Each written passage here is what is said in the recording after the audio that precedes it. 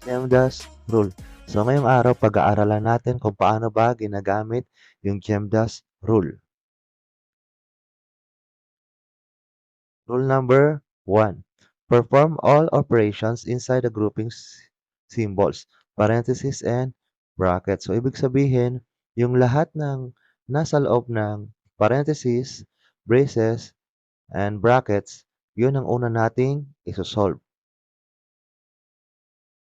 Rule number 2. Evaluate those exponents. Then, rule number 3.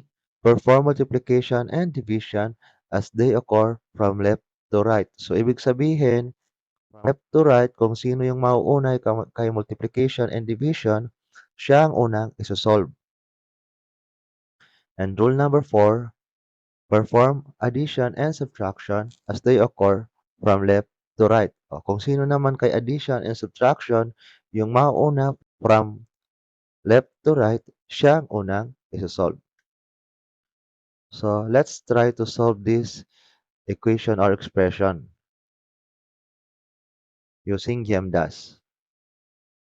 So, rule number 1, unahin natin isolve yung nasa loob ng parentheses, brackets, or braces. So, una nating isosolve yung nasa loob ng parentheses dito. So, 10 times 5 is equal to 50. And then, yung natira, isusulat lang din natin sa baba. Kokopyahin natin. Okay. Rule number 2. Evaluate those with exponents. So, nandito, 4 to the second power or 4 squared. Ibig sabihin, yung 4, i-multiply sa kanyang sarili. So, 4 times 4 is equal to 16. Ito, 16. And then, kokopyahin na lang yung natira sa baba.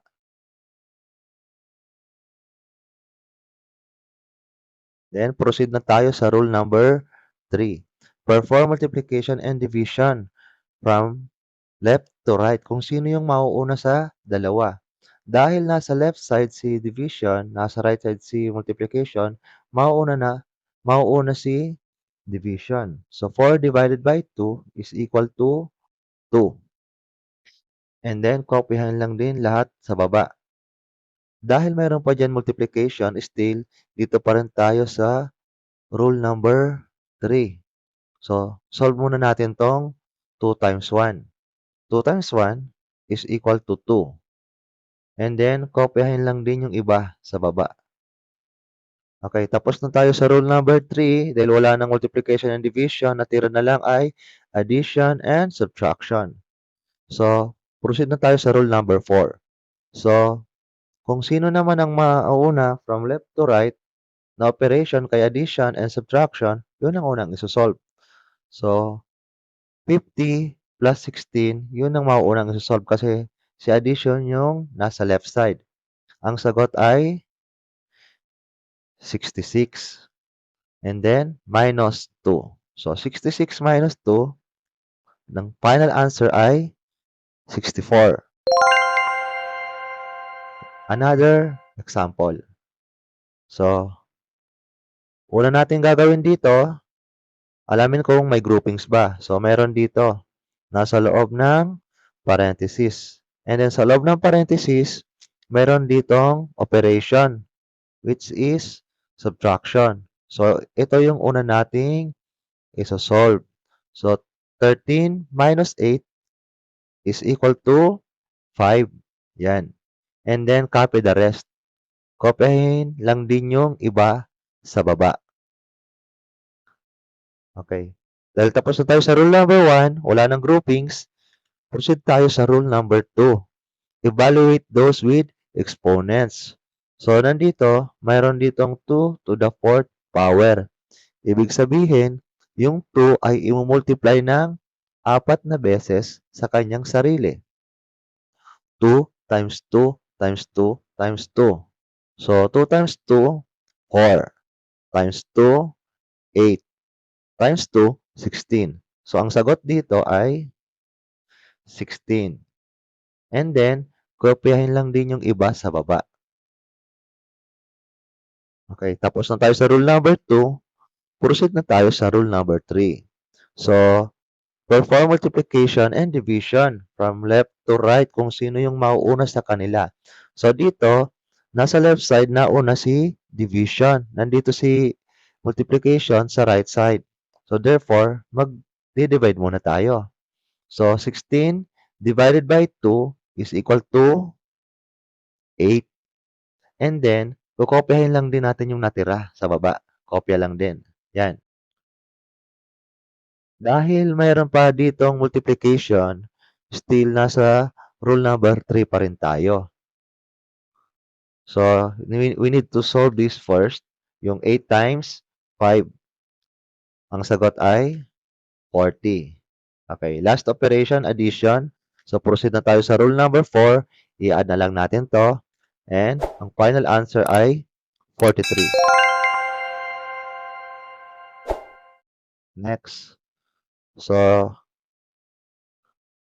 dito, may dalawang groupings nasa loob ng parenthesis.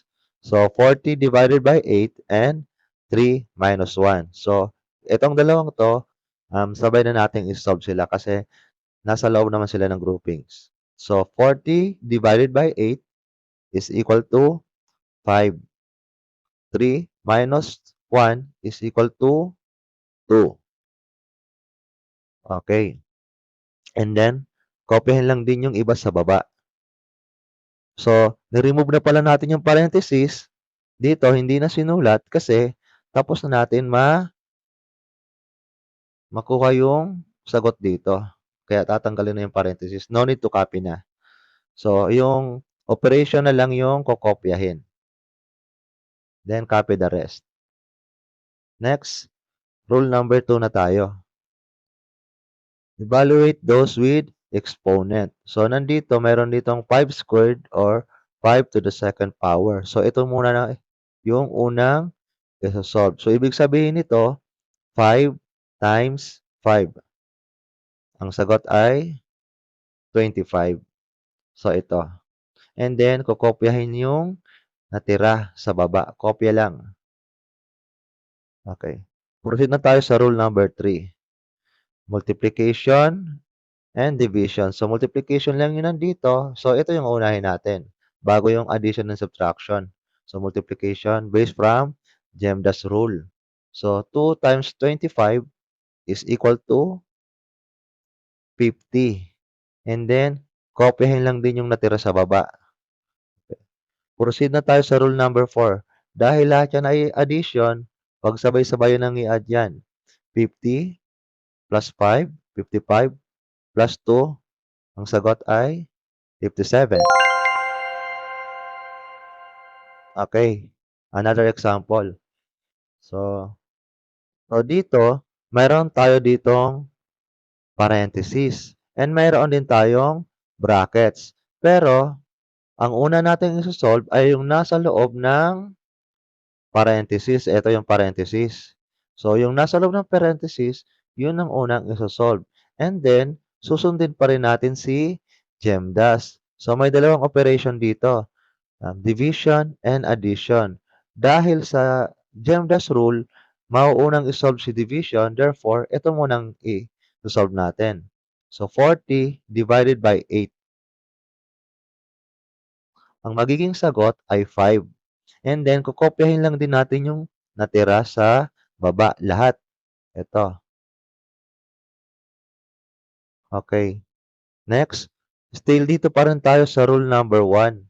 So, we need to solve first yung nasa loob ng parenthesis. Ito. Dito tayo mag-focus muna. So, 5 plus 5, ang sagot ay 10. So, nandito na siya. And then, kokopyahin lang din yung natira sa baba. Lahat kokopyahin. After makopya, ang natira na lang dito, itong bracket. So, dahil itong bracket na to ay still groupings pa rin to, still nasa rule number 1 pa rin tayo. Ito yung una natin munang isosolve.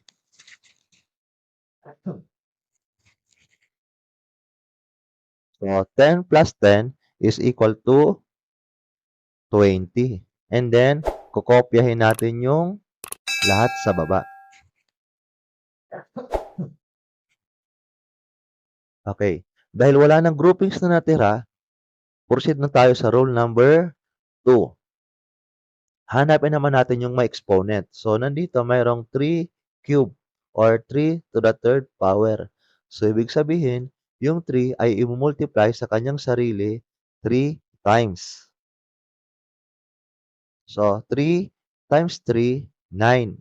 Times 3, 27. So, sulat natin yung 27 and kopyahin yung iba sa baba. Then, proceed na tayo sa rule number 3. So, nandito, multiplication lang. So, i-multiply na natin to. 5 times 20 is equal to 100. Okay, sagot 100 and then, kopyahin lang din yung natira sa baba. Rewrite lang. Okay. Dahil ang natirang operation ay addition and subtraction, so proceed na tayo sa rule number 4. So, which come first from left to right, kay addition and subtraction, siya ang unang isusolve.